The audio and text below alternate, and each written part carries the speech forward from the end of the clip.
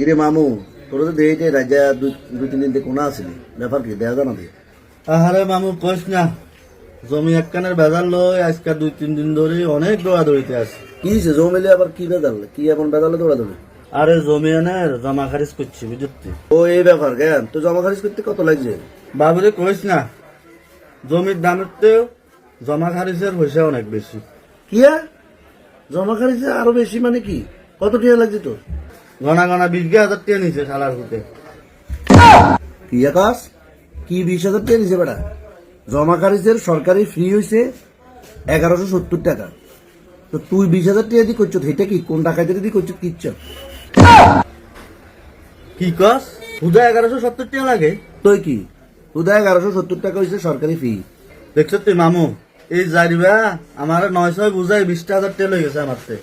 শোনো, তুমি তো জানো না, তোমার উচিত ছিল একটা শিক্ষিত লোকের জিজ্ঞানী, অথবা যে জানে এরকম একটা লোকের জিজ্ঞানী। তোমরা জমা খারিজ করতে গেলে যাও দালাল ধরতে, দালাল না ধরে একটা শিক্ষিত লোকের ধরে এরপরে সরকারি ফি যেটা এটা সম্পর্কে জানি, এরপরে তোমার করা উচিত। হ্যাঁ, এখানে আবার আরেকটা সমস্যা আছে। যদি তুমি ওই সরকারি ফি দিয়ে করতে যাও তো দেখবা তোমরা হিয়ারা 917 বুঝাইব, তবে আজকে এই সমস্যা, কালকে এই সমস্যা, তোমরা ঘুরাইব। তবে এইসব বিষয়ে আমাদের সবাই সচেতন হইতে হইব। এইসব বিষয় সামাজিক যোগাযোগ মাধ্যমে তুলে ধরতে হইব, মানুষকে সচেতন করতে হইব, প্রয়োজনে প্রশাসনের সহযোগিতা নিতে হইব, আইনের সহযোগিতা নিতে হইব। কথা কি কিছু বুঝছো না? কেউ যদি দালালি করে বাড়তি টাকা নিতে চায়, মানুষের উপর জুলুম করতে চায়, ওই জিনিসগুলা সঙ্গে সঙ্গে প্রশাসনের কাছে জানাইতে হবে। কথা তোমরা বুঝাইতে পারছি না? হ্যাঁ মামু, আসলে ডোজ খাইলেও হুশ হয়। তো সামনের দিকে কোনো কাজ করতে হইলে ঠিক মতো খোঁজখবর নিয়ে কাজ করতে হইবে। মামু, আসলে যে কোনো বিষয় শিখতে হইলে জানতে হইব।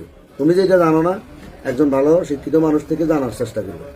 আর এই বিষয়টা যাতে করে সবাই জানতে পারে, সেই জন্য এই ভিডিওটা সবাই বেশি বেশি করে শেয়ার করে দিতে হবে।